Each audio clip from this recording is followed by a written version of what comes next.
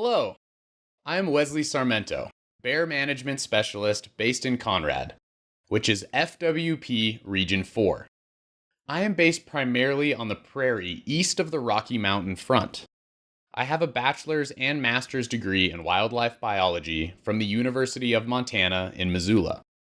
I've worked in human-wildlife conflict for 10 years, including wildlife vehicle collisions in the Yellowstone area, disease transmission between livestock and antelope in Kenya, wolf depredation on livestock in Mongolia, and mountain goat habitation in Glacier National Park. I have worked for Montana Fish, Wildlife, and Parks for over a year now. The Rocky Mountain front is an epic landscape where the northern Montana prairie clashes against sheer limestone cliffs and Krumholtz pine and fir trees of the Rocky Mountains. The doghair timber gives way to rolling prairies and ribbons of water and cottonwood galleries that stretch eastward, carrying water melted from mountain snow. On the prairie, agriculture begins to dominate the land. First with livestock that eat the grasses that grow in our cold continental climate. Then, as the topography gentles out away from the hills, the ground is busted for wheat, barley, and pulse crops. The Golden Triangle region, named for these crops, is the breadbasket of Montana. There are more cattle than people in this region. A typical day for a bear manager begins with responding to any calls received late in the night or early in the morning. Sometimes we receive calls from the sheriff's department at 3 a.m. After responding to calls, we then go out and check traps or conduct patrols to prevent conflicts. If there is a bear in the trap, then it is all hands on deck to handle the individual safely and humanely. We trap grizzly bears for various reasons. Sometimes, grizzlies are caught for research so we can understand how their population is doing and what habitat they are using. Other times, we capture grizzly bears for management, like a bear too close to people or a grizzly that attacked livestock. If we are not catching grizzly bears, then we are working on preventing conflicts. We conduct patrols where grizzly bears have been observed, so we can meet with people to secure attractants and be safe. Patrols give us an opportunity to conduct aversive conditioning, also called hazing, on grizzly bears. Hazing teaches grizzly bears to be fearful of people and to stay away from us, which is better for both people and bears. Other conflict prevention efforts we do include education and securing attractants, things that bring bears near people. We secure attractants with electric fencing, bear-proof garbage cans, or by cleaning up things like grain spills or animal carcasses. By and large, my responsibility as a bear manager is to 1. Keep people safe, 2. Keep property safe, and 3. Keep grizzly bears out of trouble so they can thrive.